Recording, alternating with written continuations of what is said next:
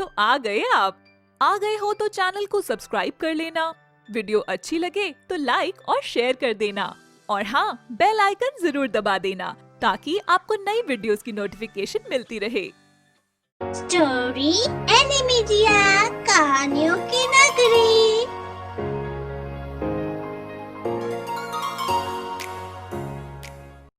रामपुर नामक शहर में बाबा का ढाबा नाम का एक मशहूर ढाबा था।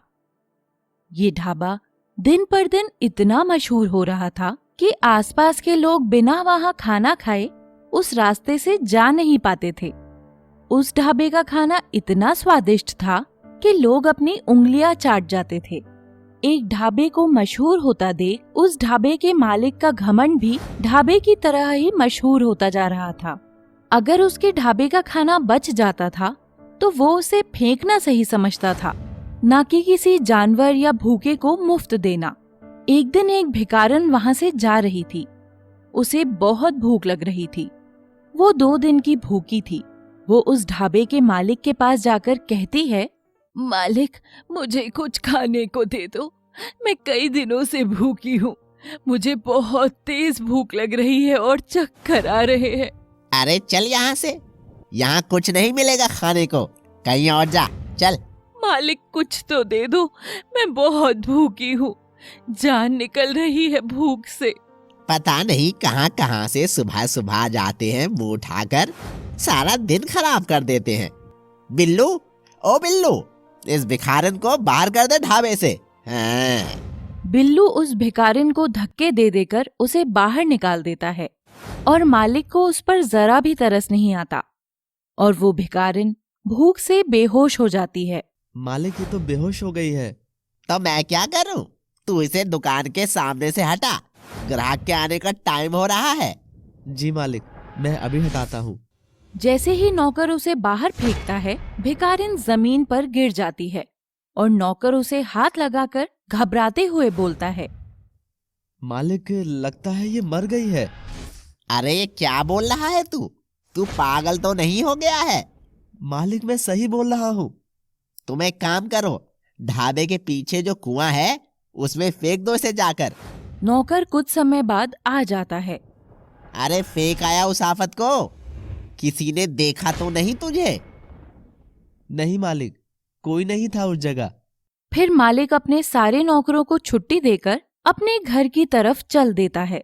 मालिक को ऐसा लगता है जैसे उसके पीछे कोई परछाई हो। मालिक पीछे मुड़कर देखता है, परंतु कोई नहीं होता पीछे। मालिक फिर चलने लगता है। कुछ दूरी पर उसे फिर एहसास होता है जैसे कोई उसका पीछा कर रहा हो।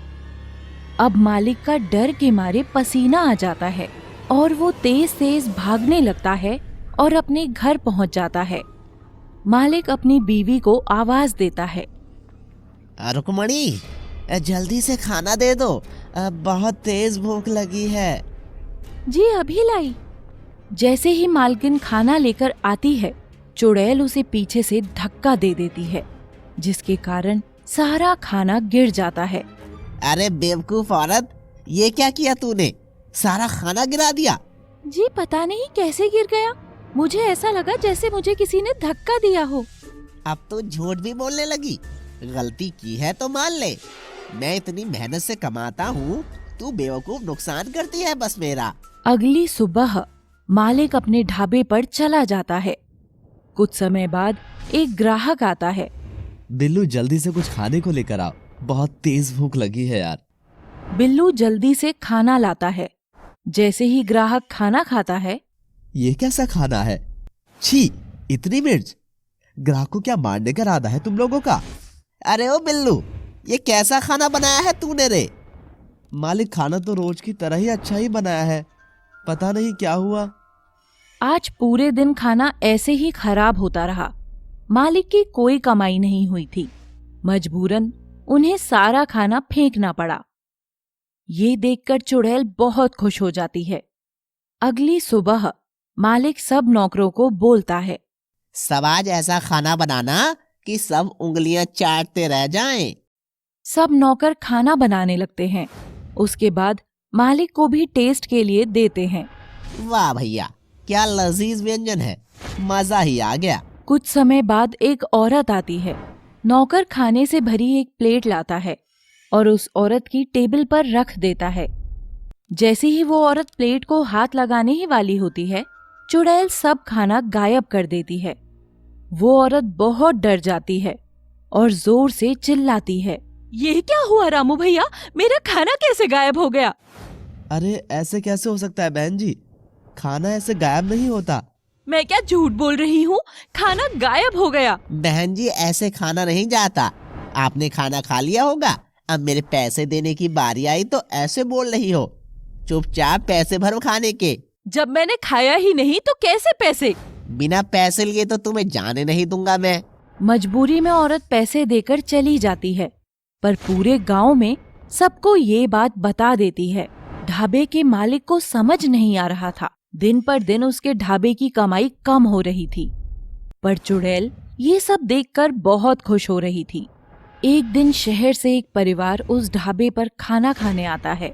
मालिक ये देखकर बहुत खुश हो जाता है कि इतने दिनों बाद कोई अच्छा ग्राहक आया था। वो परिवार खाने का ऑर्डर देता है और बिल्लू खाना टेबल पर रख कर चला जाता है। जैसे ही वो लोग खाना खाने वाले होते हैं, उनका चिकन टिक्का साग में बदल जाता है। फिर उनका बेटा पानी पीने के लिए हाथ बढ़ाता है। तभी ढाबे वाली चुड़ैल उस पानी को उसी के सर पर डाल देती है। भूत भूत भागो यहाँ से, कोई भूत है यहाँ। देखते ही देखते अब हर रोज कुछ न कुछ अजीब घटना होती ही रहती थी। अब सब लोग आपस में उस चुड़ैल के ढाबे के बारे में खुसर पुसर करने लगते हैं। कोई भी अब उस ढाबे पर आने की नहीं सोच रहा था। एक दिन मालिक जब अपने घर जा रहा होता है, तभी उसे फिर से किसी के पीछा करने की आहट होती है। मालिक जैसे ही पीछे देखता है, उसके नौकर बिल्लू की लाश उसके सामने जमीन पर पड़ी होती है। बिल्लू, अरे ओ बिल्लू, उठ, क्या हुआ तुझे? मालिक जैसे ही उसे हाथ लगाता है, वो समझ जाता है कि बिल्लू मर चुका है। मालिक वहाँ से उठकर बहुत तेज अपने घर की तरफ भागने लगता है। अगली सुबह मालिक ढाबे पर जाने से डरता है, परंतु हिम्मत करके चला जाता है। पर जैसे ही मालिक पहुँचता है, बिल्लू सामने ही खड़ा था। मालिक बहुत डर जाता है। क्या हुआ मालिक, आप ऐसे डर गए जैसे कोई चुड़ैल देख ली हो आपने? बिल्लू, रात मैंने तुम्हारी लाश देखी थी। आज तुम जिंदा कैसे? मालिक मेरी लाश नहीं, आपने सपना देखा होगा। वैसे मालिक बहुत दिनों से मैं कुछ बोलना चाहता हूँ। क्या हुआ, बता। मुझे लगता है मालिक कि वो भिखारिन जो हमने कुएं में फेंक दी थी, वो हमसे बदला ले रही है। लोगों में हमारा ढाबा अब खाने की वजह से नहीं, चुड़ैल का ढाबा नाम से प्रसिद्ध हो चुका है। अब क्या करें हम? मालिक मैं एक बाबा को जानता हूँ, वो ही कोई रास्ता बता सकते हैं हमें। चुड़ैल पास खड़ी सारी बातें सुन लेती है और गुस्से में ढाबे की सारी चीजें गिराने लगती है। मालिक और नौकर बाबा के पास चले जाते हैं।